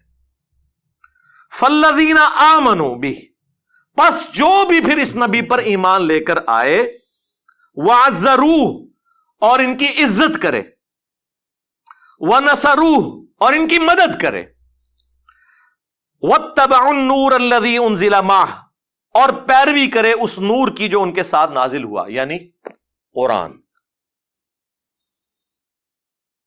اولئک هم المفلحون، تو ایسے ہی لوگ ہوں گے پھر فلاح پانے والے۔ یعنی اہل ایمان کی رسپانسبلٹی ہے سب سے پہلے کہ نبی علیہ السلام کی عزت کرنی ہے، اس کے بعد ان کی مدد کرنی ہے دین کے معاملے میں۔ ظاہر نبی علیہ السلام تو اللہ کے ریپرزینٹیٹو بن کے آئے نا اس پلانٹ ارتھ پہ، اور اس کے بعد جو ان کے ساتھ کتاب نازل ہوئی ہے اس کی پیروی کرنی ہے، تب آپ ہوں گے کامیاب۔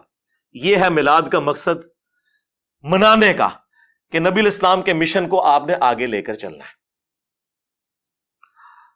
اب یہ جو مروجہ سارا سلسلہ ہے یہ 7ویں صدی ہجری کے اندر شروع ہوا.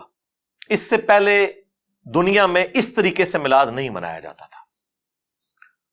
604 ہجری میں ایک ایوبی بادشاہ تھا, صلاح الدین ایوبی کی نسل کے اندر. وہ آپ کو پتا ہے ایوبی سلطنت بھی قائم ہوئی, پھر اس کے بعد سلطنت عثمانیہ تو اسے بھی سپرسیڈ کر دی. اب یہ آپ کو ارطغرل ڈرامے کی وجہ سے کافی ساری چیزیں پتہ چل چکی ہیں. تو 604 ہجری کے اندر الملک المظفر ایک بادشاہ تھا, اس نے یعنی میلاد کے موقع پر علماء کو بلایا اور ایک پروگرام کروایا, اور وہاں پہ کچھ علماء کی اس نے خدمت بھی کی. ایک نے بیچ میں خوش ہو کے کتاب بھی لکھ دی میلاد شریف کی برکات کے اوپر, اور پھر ایک سلسلہ سٹارٹ ہو گیا. یعنی آج سے آلموسٹ آپ سمجھ لیں 800 سال پہلے, یعنی پہلے 600 سال میں یہ مروجہ طریقہ نہیں تھا. اور یہ وہ باتیں ہیں خود اعلیٰ حضرت بریلوی نے بھی لکھی ہوئی ہیں فتاوی رضویہ کے اندر. جو کام آج سے 800 سال پہلے اور رسول اللہ کی وفات کے 600 سال بعد شروع ہو, اس کام کو اس طریقے سے نہ کرنے والا گستاخ رسول کیسے ہو سکتا ہے؟ اور اس پر آپ یہ کیسے شعر پڑھ سکتے ہیں کہ سوائے ابلیس کے جہاں میں سبھی تو خوشیاں منا رہے ہیں؟ ویسے تو کہتے ہیں ہم اسے مستحب سمجھتے ہیں, لیکن اس کے ساتھ ایمان جوڑ دیا ہوا ہے. جو چیز شروع 600 سال بعد ہوئی, اور پھر 1588 عیسوی کے اندر, آج سے آلموسٹ آپ سمجھ لیں 450 سال پہلے, جب سلطنت عثمانیہ اپنے عروج پہ تھی, انہوں نے پریکٹیکلی تینوں براعظموں میں پھیلی ہوئی سلطنت عثمانیہ اس میں 12 ربیع الاول کی چھٹی اناؤنس کر دی, جو آج تک پاکستان میں بھی چل رہی ہے. یہ اصل میں جو اس پورے معاملے کو گود لیا ہے وہ سلطنت عثمانیہ نے لیا ہے, اور وہ پوری دنیا کے اندر پھیلا. سعودی حکومت کے آنے سے پہلے مکہ مدینے میں بھی میلاد کے جلوس نکلتے تھے.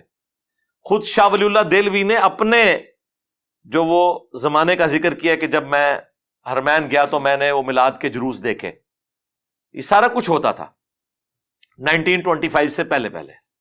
اس لیے آپ دیکھیں جب المحند علی المفند لکھی گئی ہے, اس میں ایک اعتراض حسام الارمین میں یہ بھی ہوا تھا کہ یہ میلاد کے لیے قیام کرنے کو بدعت کہتے ہیں.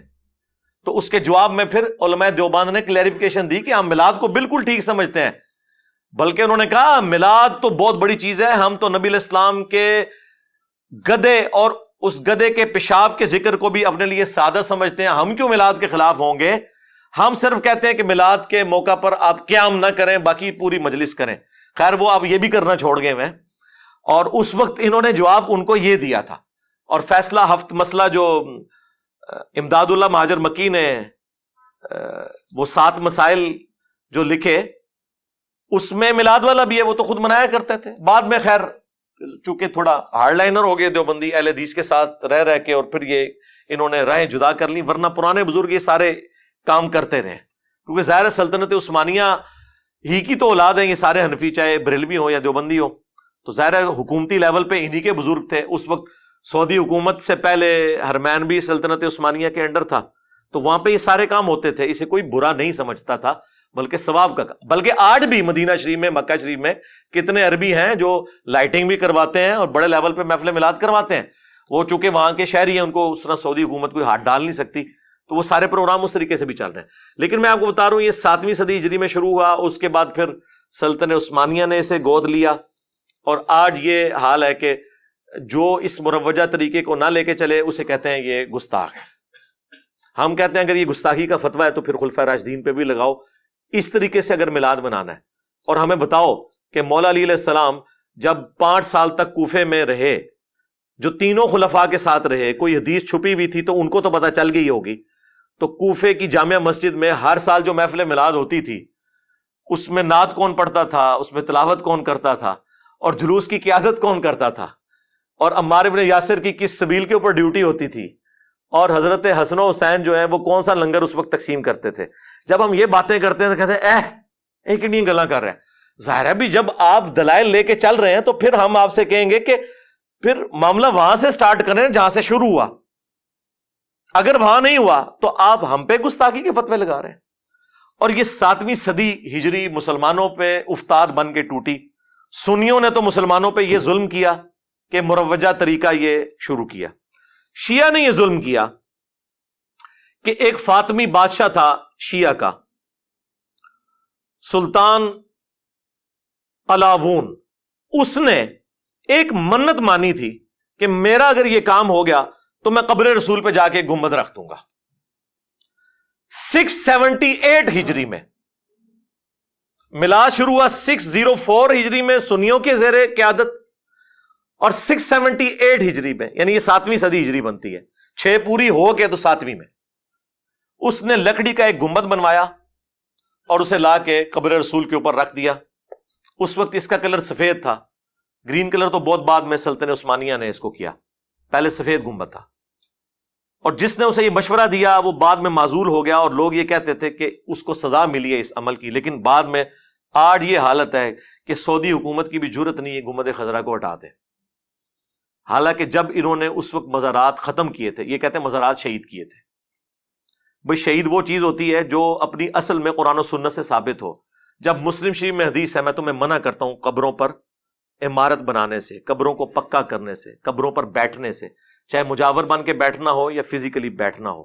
اس کے ہوتے ہوئے کس کی جرت تھی کہ وہ قبر رسول کے اوپر کوئی اس طرح کی عمارت کھڑی کرتا؟ رہ گیا حجر عائشہ میں نبی الاسلام کا دفن ہونا، تو وہ آپ علیہ السلام کی خصوصیت تھی. ترمذی میں حدیث ہے، حضرت ابوبکر صدیق رضی اللہ تعالیٰ عنہ نے فرمایا تھا کہ نبی علیہ السلام کی قبر آپ کی چارپائی کے نیچے کھودو، کیونکہ میں نے نبی علیہ السلام سے سنا تھا کہ اللہ تعالیٰ نبی کو اس زمین میں موت دیتا ہے جو سب سے بڑھ کر محبوب ہو، لہٰذا جس جگہ آپ کی ڈیتھ ہوئی ہے ایگزیکٹ اس چارپائی کے نیچے آپ کی قبر کھودی جائے. یہ نبی علیہ السلام کی حدیث کی بنیاد پہ فیصلہ ہوا تھا. یہ نہیں ہوا تھا کہ نبی علیہ السلام کی قبر کے اوپر حجرہ عائشہ بنایا گیا تھا، وہ پہلے سے موجود تھا، کوئی گنبد نہیں تھا، حجرے کے اندر دفن ہوئے. یہ گنبد 678 ہجری میں رکھا گیا. کوئی سوچ سکتا ہے ٹیکنالوجی نہ ہو شاید اس لیے نہیں رکھا، نہیں سرکار. 80 ہجری کے اندر جب ہزاروں صحابہ زندہ تھے، عبد الملک بن مروان بنو امیہ کا جو بادشاہ تھا، اس نے یہ ڈوم آف دا راک بنوایا، جس چٹان سے نبی علیہ السلام معراج پہ تشریف لے گئے. قبۃ الصخرہ اسے کہتے ہیں. کتنا بڑا ڈوم ہے، گنبد خضرا سے تو بہت بڑا ہے. وہ اس زمانے میں بنا ہوا ہے. اور اس سے بھی پیچھے آپ چلے جائیں، سیدنا عمر کے زمانے میں جب رومن امپائر آج کا اربوں ڈالر جزیہ دے رہی تھی مسلمانوں کو، تو حضرت عمر تو سونے کا گنبد بنا کے رکھ سکتے تھے. ٹیکنالوجی موجود تھی. آیا صوفیہ نبی علیہ السلام کی پیدائش سے بھی کئی سو سال پہلے کا ہے، جو یہ استنبول میں، اس کا ذرا گنبد دیکھیں، گنبد خضرا جیسے درجنوں گنبد اس میں سے نکلتے ہیں. تو ٹیکنالوجی موجود تھی، لیکن صحابہ کرام کو پتا تھا کہ نبی علیہ السلام کی قبر مبارک پہ اس طریقے سے عمارت نہیں بنائی جا سکتی. اب وہ گنبد بنا بعد میں ہے، اور آج اس لیول پہ جو بندہ اس کے بارے میں بولے اسے گستاخ رسول کہتے ہیں. اور اس گنبد کے بارے میں وہ لوگ بھی بات نہیں کر سکتے جو مزارات کے خلاف بولتے ہیں، ان کی بھی جرت نہیں ہے. وہ زیادہ زیادہ کہتے ہیں نہیں یہ نبی علیہ السلام کی خصوصیت ہے. یہ کہہ کے لوگوں کو خاموش کرواتے ہیں. بھئی آپ کی خصوصیت کیسے ہو گئی؟ جو چیز صحابہ تابعین تبع تابعین نے کی نہیں، 7ویں صدی ہجری میں ہوئی، وہ خصوصیت کہاں سے؟ اسی وجہ سے جو محدث اعظم تھے سعودیہ کے، شیخ ناصر الدین البانی، ویسے تو البانیہ کے تھے، یہاں پہ بعد میں شفٹ ہوئے، وہ آخری وقت تک ان کی سعودی حکومت سے یہی جھگڑا تھا کہ گنبد ہٹاؤ یہاں سے. ان کو خود نکلنا پڑ گیا سعودیہ کی سرزمین سے، حرمین سے، اس کی پاداش میں. اور یہاں پہ وہ جناب ہمارے وہ بھولے بالے طارق جمیل صاحب بتا رہے ہیں کہ جی یہ گنبد خضرا جو ہے علماء دیوبند نے بچایا. انہوں نے کہا تھا کہ جناب وہ یہ اس پہ اجماع ہو چکا ہے اور یہ ہو چکا ہے، انہوں نے خط لکھا. وہ کس کے کہنے میں میرے بھائی؟ وہ خود ادھر کے علماء نے کہا تھا کہ یہ بہت بڑا ایک ریونج کھڑا ہو جائے گا. اور انہوں نے کہا کہ دیکھیں بخاری مسلم میں حدیث ہے، اے عائشہ تیری قوم نئی نئی جہالیت سے نہ پھری ہوتی تو میں حتیم کو توڑ کر خانہ کعبے کی باؤنڈری میں داخل کر دیتا اور ابراہیمی بنیادوں پہ کھڑا کر لیتا. لیکن نبی الاسلام نے اس کو ان اٹینڈڈ چھوڑ دیا، وہ آج تک باہر ہے. بیچ میں ایک دفعہ عبداللہ ابن زبیر نے اندر کیا، پھر حجاج نے توڑ کے باہر کر دیا، وہ ایک سلسلہ ہوا. لیکن اوورآل نبی الاسلام نے بھی فتنے کے ڈر کی وجہ سے ایک معاملے کو نہیں کیا. تو علماء عرب نے اس حدیث کی پلی لیتے ہوئے کہا کہ نہیں. اور پھر اب جب گنبد اتاریں گے تو پھر نبی الاسلام کی اس حوالے سے بھی بے حرمتی ہو سکتی ہے قبر کی، کہ قرآن میں واضح حکم ہے لا ترفعوا اصواتکم فوق صوت النبی، نبی کی آواز سے بھی اپنی آواز کو بلند نہیں کرنا. اور جن لوگوں کے دلوں کو اللہ نے تقوی کے لیے چنا ہے ان کی اللہ نے نشانی بیان کی ہے کہ وہ رسول اللہ کی بارگاہ میں اپنی آوازوں کو پست رکھتے ہیں. صحابہ کرام کے بارے میں یہ، حضرت ابوبکر عمر کے بارے میں یہ آیت نازل ہوئی تھی، صحیح بخاری میں آتا ہے، جب وہ آپس میں جھگڑ پڑے اور حضور سے ان کی آواز بلند ہوگی. اور عبداللہ ابن ابی ملیکہ کہتے ہیں قریب تھا کہ اس مخلوق کے دو بہترین لوگ برباد ہو جاتے جب رسول اللہ کی بارگاہ میں انہوں نے انجانے میں اپنی آواز بلند کر دی، اور وہ ابوبکر عمر تھے. اس کے بعد بخاری کے الفاظ ہیں حضرت عمر اتنا آہستہ بولتے تھے کہ حضور کہتے تھے مجھے آواز نہیں آ رہی، اونچا بولو، اتنا ڈر گئے. پھر اللہ تعالیٰ نے اگلی آیات نازل کی ان الذین یغضون اصواتهم عند رسول اللہ، بے شک جو لوگ اپنی آوازوں کو پست رکھتے ہیں رسول اللہ کے حضور، یہ وہ لوگ ہیں جن کے دلوں کو اللہ نے تقوی کے لیے چن لیا ہے، ان کے لیے مغفرت اور اجر عظیم ہے. اور یہ ساری آیات آج بھی روزہ شریف کے اوپر لکھی ہیں. اب تو خیر انہوں نے بڑا چوڑا کر دیا، ایک انہوں نے ختم نبوت والی آیت لکھ دی ہے ما کان محمد ابا احد من رجالکم ولکن رسول اللہ وخاتم النبیین. سینٹر میں انہوں نے وہ لکھی ہے یا ایھا الذین آمنوا لا ترفعوا اصواتکم فوق صوت النبی، نبی کی آواز سے اپنی آواز کو بلند نہ کرو. اور پھر اس طرف انہوں نے لکھی ہے وہ ان الذین یغضون اصواتهم عند رسول اللہ. یہ تینوں آیات انہوں نے پہلے بھی لکھی تھی سلطنت عثمانیہ کے دور میں، لیکن اب انہوں نے ذرا چوڑا کر کے ساری وہ جو روزہ شریف دوبارہ سے بنایا ہے تو اس کے اوپر یہ آیات انہوں نے لکھی ہوئی ہیں. تو اس وجہ سے بھی اس وقت علماء عرب نے کہا کہ اگر اب اس طریقے سے ٹھوکا ٹھاکی شروع ہو جائے گی تو پھر، حالانکہ اس کا کوئی سولوشن نکالا جا سکتا تھا. بہرحال اب وہ چونکہ ہے تو وہ اس کو مینٹین بھی کرتے ہیں، ہر سال پینٹ ہوتا ہے. گرین کلر تو آپ کو پتا ہے ویسے ہی گرین اور ریڈ کلر ایسے ہیں جو دھوپ میں زیادہ عرصہ نہیں نکالتے، اڑ جاتے ہیں. تو ریگولر بیس کے اوپر اس کے اوپر پینٹ بھی ان کو کرنا پڑتا ہے. وہ پینٹ جب پھر اترتا ہے وہ تبرکن پاکستان آتا ہے. میرے پاس بھی کچھ پڑا ہوا ہے، مجھے بھی کسی نے گفٹ دیا تھا. وہ ہمارے جیلم کے ایک پینٹر تھے جو پینٹ کرتے تھے گنبد خضرا کو، تو انہوں نے مجھے اتنا سا لا کے دیا تھا. تو وہ پھر ایک سلسلہ چل نکلا ہوا ہے اس کی وجہ سے، لیکن بنیاد وہی بنی ہوئی ہے. اب دنیا میں جتنے مزار ہیں نا وہ پلی ادھر سے لے رہے ہوتے ہیں. حالانکہ اس وقت تھوڑی سی جرت دکھاتی سعودی حکومت، جہاں پہ اتنے بڑے بڑے مزارات بقیہ غرقت میں تھے وہ انہوں نے ختم کیے. گنبد خضرا کو بھی اس وقت، اب بہرحال مجھے بھی لگتا ہے کہ اتنا آسان کام نہیں ہے، کیونکہ میڈیا کا دور ہے اور میجورٹی تو ان لوگوں کی ہے جو اسے جائز سمجھتے ہیں، حکومتی لیول کے اوپر بھی. اب حالات و واقعات بہت مشکل ہیں ان کے لیے ایسا کرنا.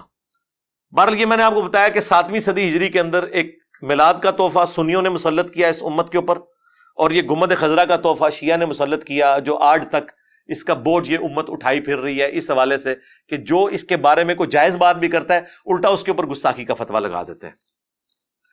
پھر اکثر لوگ آپ کو یہ بھی کہتے سنائی دیں گے جی دیکھیں جی اقبال ڈے مناتے ہیں، جناح ڈے مناتے ہیں، انڈیپینڈنس ڈے مناتے ہیں، اپنے بچوں کی برتھ ڈے مناتے ہیں، تو نبی الاسلام کی برتھ ڈے نہ منائیں. ہم کہتے ہیں ضرور مناتے اگر اس کا تعلق دین کے ساتھ نہ ہوتا.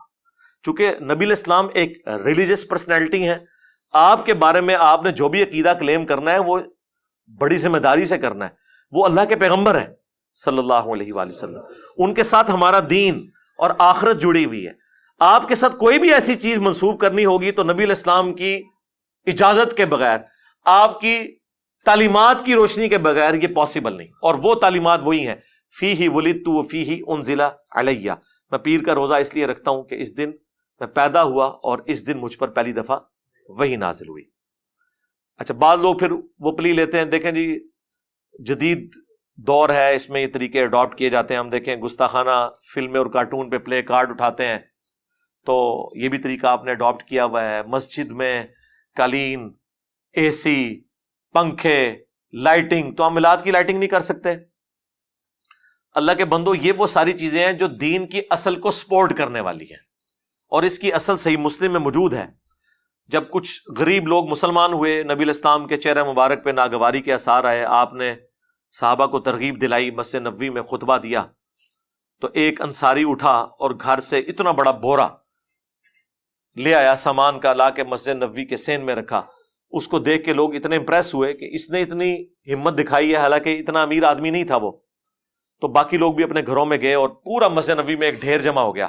نبی الاسلام اتنے خوش ہوئے، آپ نے فرمایا جس نے اسلام میں اچھا طریقہ جاری کیا، یعنی جس طرح اس انصاری نے کیا، جتنے لوگ اس پر عمل کریں گے اس کا ثواب اس کو ملے گا اور ان کے ثواب میں بھی کمی نہیں ہوگی.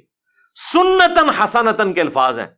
ہاں بدعتن حسنتن نہیں ہے. اور جس نے برا طریقہ جاری کیا سنتن سیئتن. جتنے لوگ اس پر چلیں گے تمام کا اکٹھا وبال اس پہ ہوگا اور ان کے وبال میں بھی کمی نہیں آئے گی. یہ اس موقع پہ آپ علیہ السلام نے فرمایا تھا. تو دین اصلی جگہ موجود ہو اس کے لیے آپ کچھ کرتے ہیں.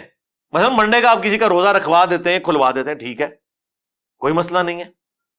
ہم ہوائی جہاز میں حج کے لیے جاتے ہیں لیکن حج کے ارکین تو وہی ہیں, وہی ارکان ہیں جو ہم ادا کرتے ہیں. اسی طریقے سے بخاری اور مسلم کتابی شکل میں لانا یہ خلفائے راشدین نے تو نہیں کیا, ایک اسلام میں اچھا طریقہ ہے جو انہوں نے جاری کیا, لیکن احادیث اصلی وہی ہیں, اپنی جگہ پہ ہیں. قرآن کو پرنٹ کرنا پرنٹنگ پریس کے اوپر دین اصلی جگہ ہے. الیکٹرانک کاؤنٹر یوز کرنا تسبیحات کے لیے, پڑھ رہے اس میں سبحان اللہ الحمدللہ, یا غوث تو نہیں پڑھنا نا. ہاں اسی طریقے سے کیمرے میں ویڈیو کو ریکارڈ کرنا یا مسجد میں ایئر کنڈیشن لگانا, یہ ساری کی ساری چیزیں دین کو سپورٹیو ہیں. دین کے طور پر نہیں, دین کو سپورٹیو ہے, اگرچہ ان کا سباب ہے لیکن اصلی دین اپنی جگہ ہے. لیکن دین میں جب کوئی چیز داخل کریں گے تو وہ بخاری مسلم کی حدیث ہے, من احدث فی امرنا ھذا فہو رد. جس نے ہمارے تعلیم کیے ہوئے دین میں کوئی چیز داخل کر دی وہ مردود ہو جائے گی. فجر کے کوئی 2 کی بجائے 4 فرض پڑے مردود. باقی چیزوں کی تو کوئی حیثیت ہی نہیں رہتی. آپ نماز بھی فالتو پڑھ دیں, چلیں کام میں تو سمجھ آتی ہے کہ کمی رہ گئی, فالتو کیوں نہیں قبول؟ نبی علیہ السلام کے طریقے سے ہٹ کے. جی منع کی طرح, جی منع ہے, جی مسلم شریف میں حدیث ہے فَإِنَّ خَيْرَ الْحَدِيثِ كِتَابُ اللَّهِ وَخَيْرَ الْهَدِيِ هَدْيُ مُحَمَّدٍ صلی اللہ علیہ وآلہ وسلم وَشَرَّ الْأُمُورِ مُحْدَثَاتُهَا وَكُلَّ مُحْدَثَةٍ بِدْعَةٍ وَكُلَّ بِدْعَةٍ ضَلَالَةٍ وَكُلَّ ضَلَالَةٍ فِي النَّارِ. کچھ الفاظ سنن نسائی میں ہے, مین سٹرکچر مسلم شریف میں اس کی. آگاہ ہو جاؤ, سب سے بہترین کلام اللہ کی کتاب ہے, سب سے ہدایت یافتہ راستہ محمد صلی اللہ علیہ وآلہ وسلم کا ہے. بدترین کام وہ ہیں دین میں جو خود سے جاری کر دیے جائیں, اور وہ تمام کام بدعتیں ہیں, تمام بدعتیں گمراہیاں ہیں, اور تمام یہ گمراہیاں اور بدعات جہنم میں لے جانے والی ہیں والعیاذ باللہ تعالی. تو منع ہی ہے نا. ایک جملے میں بخاری مسلم میں حدیث ہے کہ مجھے اللہ نے جوامع کلمات کے ساتھ مبعوث کیا ہے, ایک جملہ بولتا ہوں سب کچھ کور. جی رفع دین کا حکم کدھر ہے؟ جی بخاری میں ہے. مسلم میں بھی حدیث موجود ہے مالک بن حویرث والی, بخاری میں ذرا تفصیل کے ساتھ ہے. غزوہ تبوک کے موقع پر آئے تھے وہ 20 نوجوان, جب واپس جانے لگے تو نبی علیہ السلام نے فرمایا صلو کما رأیتمونی اصلی, نماز اس طرح پڑھنا جس طرح مجھے نماز پڑھتے ہوئے دیکھا ہے. اور مالک بن حویرث ہی بخاری مسلم میں روایت کر رہے ہیں کہ میں نے رسول اللہ کو نماز پڑھتے ہوئے دیکھا, شروع کرتے وقت وہ ہاتھ اٹھاتے, رکوع میں جاتے وقت اٹھاتے, اور رکوع سے سر اٹھاتے وقت اٹھاتے. بخاری میں صرف ہاتھ اٹھانے کا ذکر ہے, مسلم میں ہے کانوں تک اٹھاتے ہیں, کانوں تک بھی ثابت ہے اور کندھوں تک بھی. تو مالک بن حویرث نبی علیہ السلام کی وفات سے 1.5 سال پہلے مسلمان ہوئے ہیں, اور ایک جملے میں اس طرح نماز پڑھنا جس طرح مجھے پڑھتے ہوئے دیکھ رہے ہو. اب جو عمل نبی علیہ السلام نے کیا ہے وہ عمل جب وہ رپورٹ کر رہے ہیں تو اس میں شامل ہے. جی حکم کدھر ہے؟ حکم موجود ہے بخاری کے اندر, بلکہ جلسہ استراحت بھی روایت کیا ہے مالک بن حویرث نے بخاری میں کہ وہ پہلی رکعت میں اور تیسری رکعت میں اس وقت تک کھڑے نہیں ہوتے تھے قیام کے لیے جب تک کہ وہ بیٹھ نہ جائیں. اس کے علاوہ بھی بخاری میں نبی علیہ السلام نے تیزی سے ایک صحابی کو نماز پڑھتے ہوئے دیکھا تھا, تو اس میں آپ علیہ السلام نے کیا فرمایا تھا؟ سکون سے نماز ادا کرو, تکبیر کہو, پھر قرات کرو, پھر رکوع میں, پھر جب پہلا سجدہ کرو تو بیٹھ جاؤ, پھر دوسرا سجدہ کرو, پھر بیٹھو, اور پھر اگلی رکعت کے لیے کھڑے ہو. اس میں جلسہ استراحت کا حکم ہے. 6251 نمبر حدیث ہے صحیح بخاری کے اندر.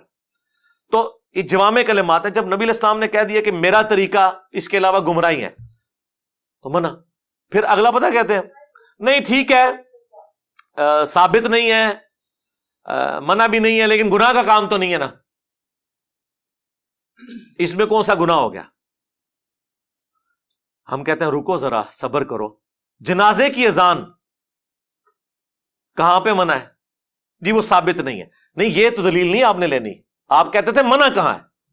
جی منع تو نہیں. عید کی اذان کوئی منع نہیں, صرف حدیثوں میں یہ آئے کہ دیتے نہیں تھے, منع تو کہیں نہیں کی. اور بخاری مسلم میں حدیث ہے اذان کی آواز سن کر شیطان جو ہے وہ پیٹ پھیر کر بھاگ جاتا ہے, اس کی ہوا خارج ہو جاتی ہے, تو عید والے دن تو 2 اذانیں ہونی چاہیے. جو لوگ سال بعد مسجد میں آتے ہیں شیطان کو بھگایا جائے, لیکن نبی الاسلام نے نہیں دی. اس کی وجہ سے اقامت بھی نہیں ہوتی.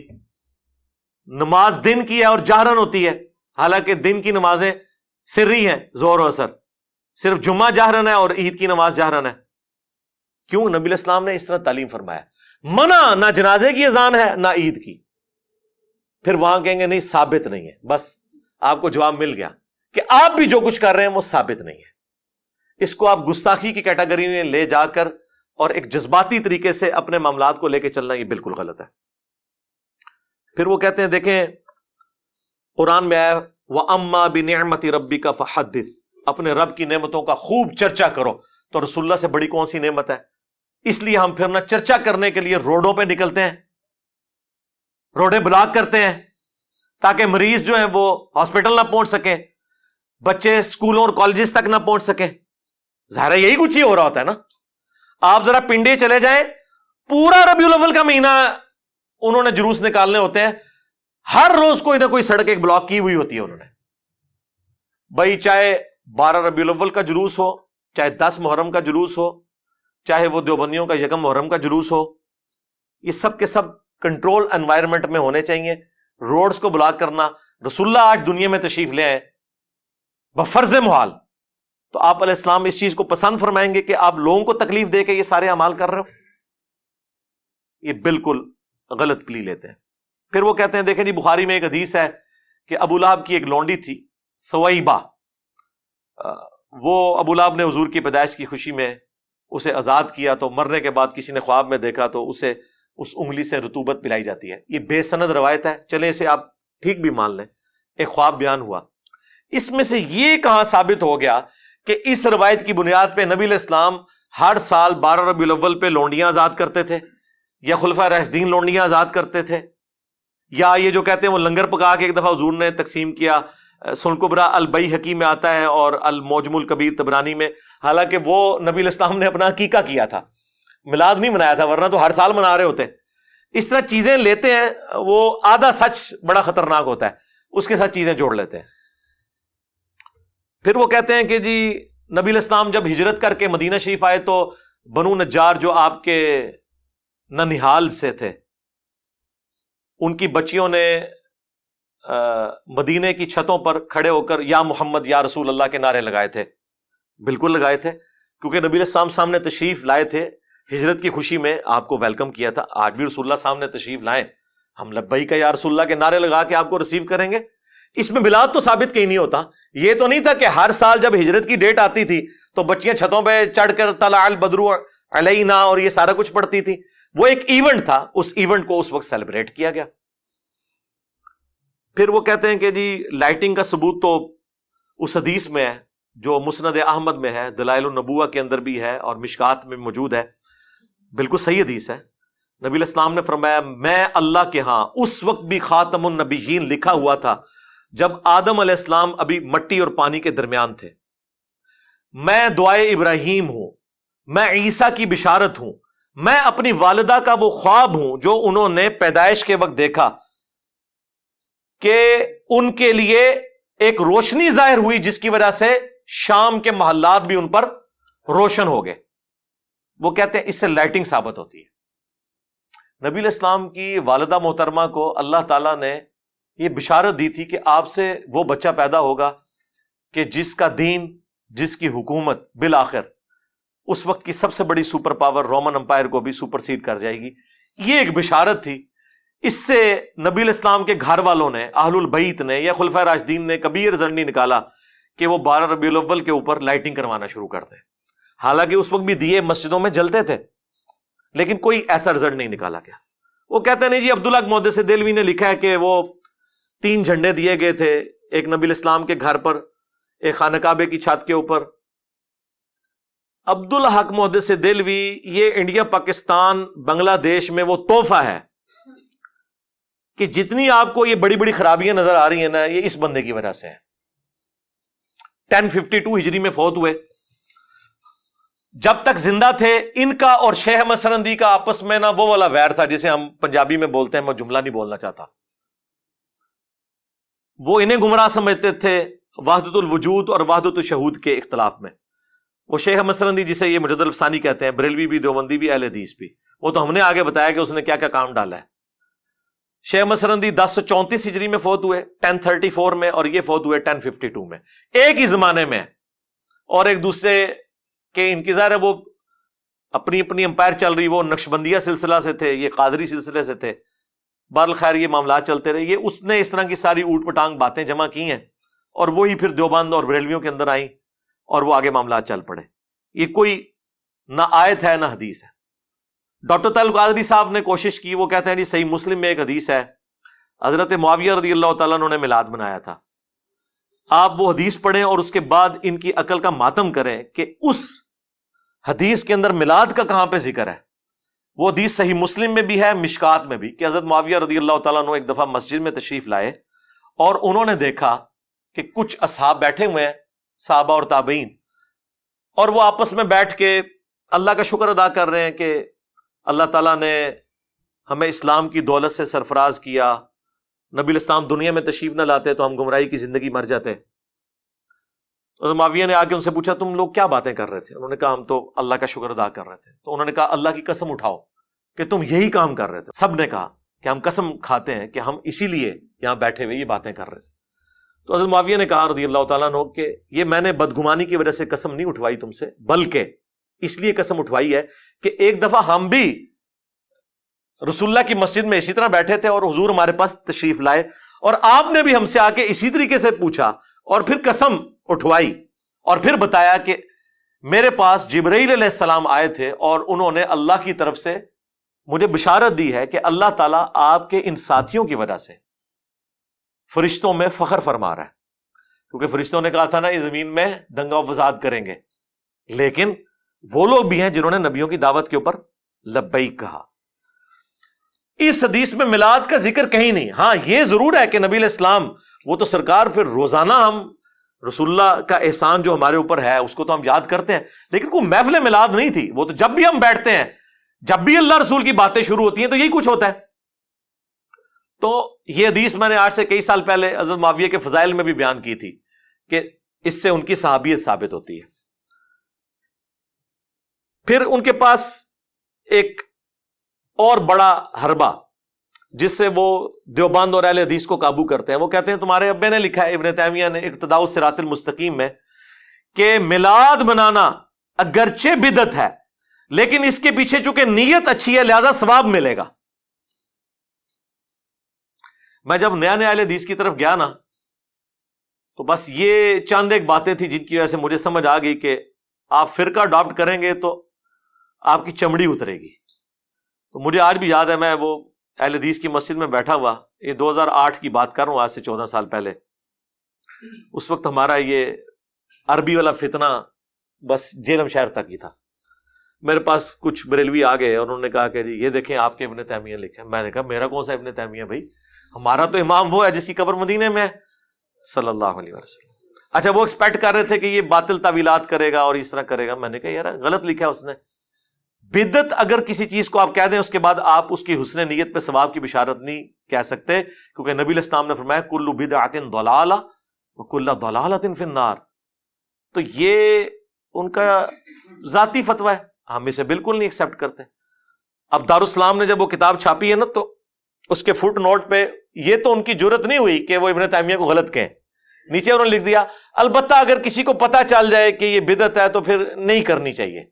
اس کی بجائے لکھنا چاہیے تھا کہ بھائی ابو داؤد، ترمذی اور اس سے بھی بڑھ کر مسلم میں حدیث ہے کل بدعۃ ضلالہ وکل ضلالۃ فی النار. تو ہمارے جو بزرگان دین نے جو کچھ لکھا ہے یہ احادیث کی روشنی میں بالکل غلط لکھا ہے، ہم اس فتوے کو آن نہیں کرتے. لیکن یہ فٹ نوٹ نہیں لگایا انہوں نے لکھا کہ جب پتہ چل جائے تو پھر اس کو وہ میرے بھائی دنیا میں جتنی بھی بدعتیں ہیں نا وہ ثواب کی نیت سے ہو رہی ہے. یہ محرم کے جلوس جو نکل رہے ہیں اس میں جھولے، پنجے، گھوڑوں کے نیچے سے گزرنا، یہ وہ اپنے لیے آخرت کی سعادت سمجھ رہے ہیں، تو ثواب تو پھر ان کو بھی ملے گا اگر یہی فتویٰ ہو.